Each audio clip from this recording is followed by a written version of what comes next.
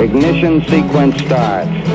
6, 5, 4, 3, 2, 1, 0.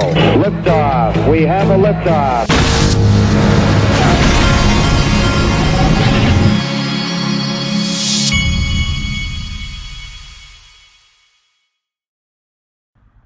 Hey everybody, this is the Digital Asset Investor, and the official cool guy of the Digital Asset Investor channel is like the Postal Service. He's cool in the rain, sleet, or snow, and it's Friday. Here we go. Gary, are you there? Gary, the rain's not going to stop us. The cold's not going to stop us. We're going to keep juking. We got the thirst for knowledge. We know our truth. XRP the standard. All right, there he is. Then we have this from David Schwartz. I laughed when I saw this. I knew that this comment was going to happen when I saw the picture. Do you want 25 ounces in the big bottle or small bottle? And XRP Crypto Wolf comes in and says $25 XRP confirmed. Anybody who hadn't been around for a while, this is interesting. Every time David Schwartz tweets something, a lot of times everybody thinks it's some kind of a clue. So then there's this from the Faster Payments Council. A huge thank you to the sponsors of our upcoming FPC 2022 fall member meeting. And look who the sponsors are. BNY Mellon, they're part of PolySign. Ripple, MasterCard, Wells Fargo. Ripple's in good company, aren't they?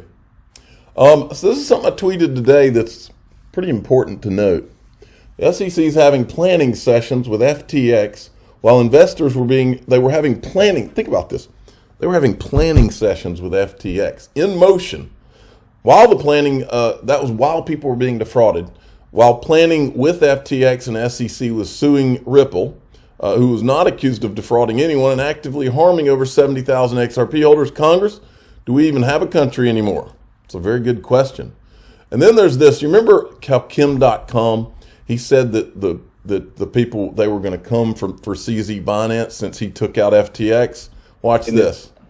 Kevin, you are a principal in this drama. You are an actor in this drama, and you had a front row seat to Sam Bankman-Fried literally up until the very end.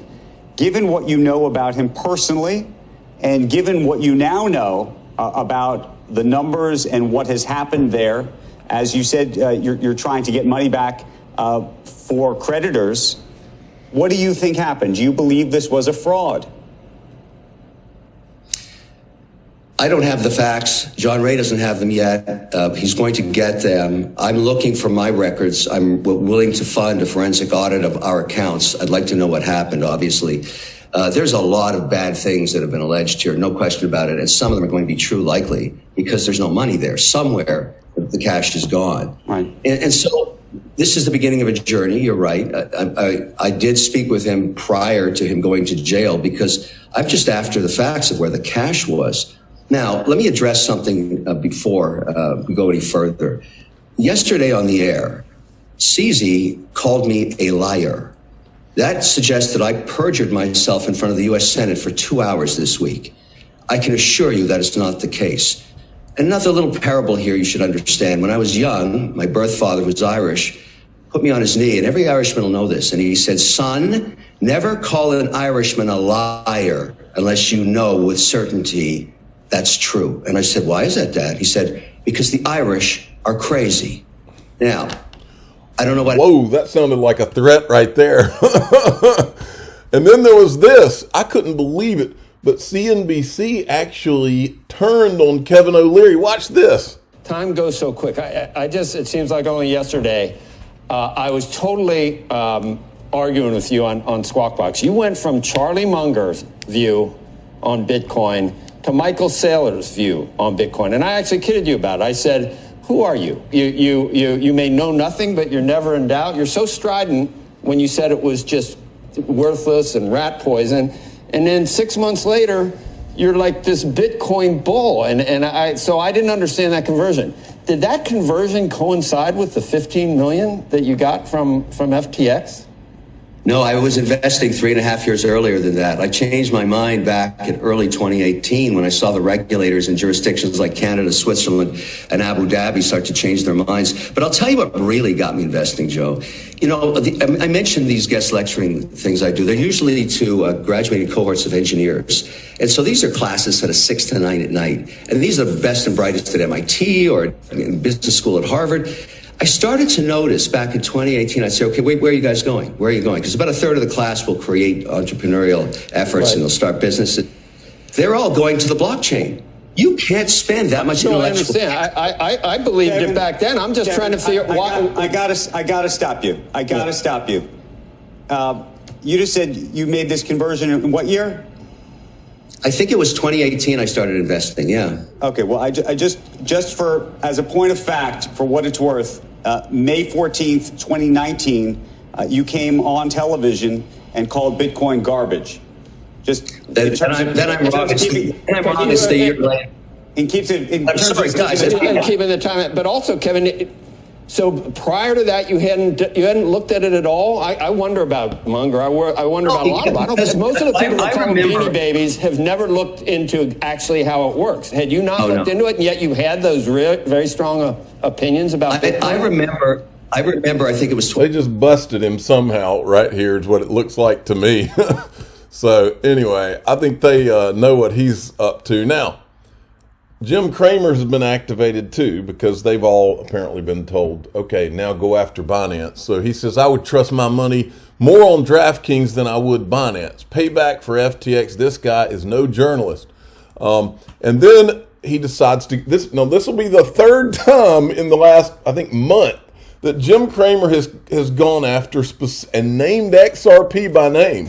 All right, welcome back, everybody. Let's get down to the New York Stock Exchange and check in with Jim Cramer. Jim, the futures keep getting worse, down more than 400 this morning after some significant losses yesterday. I know it's a triple witching day. I know the options expiration, but what do you think is really at play here? What matters? What's going to stick? I mean, I think everybody, there's this new group of people who just said no matter what the Fed does, it's over. They can't do a thing. Inflation's going to run away. At the same time, earnings are going to be horrible. These are people who just, frankly, don't really look at the individual stocks. They look at their S&P numbers because they look at the individual stocks that require a lot of homework and say, oh, things are really bad. And I'm not buying it. I think there's Let's go to the back strong. Will look like idiots.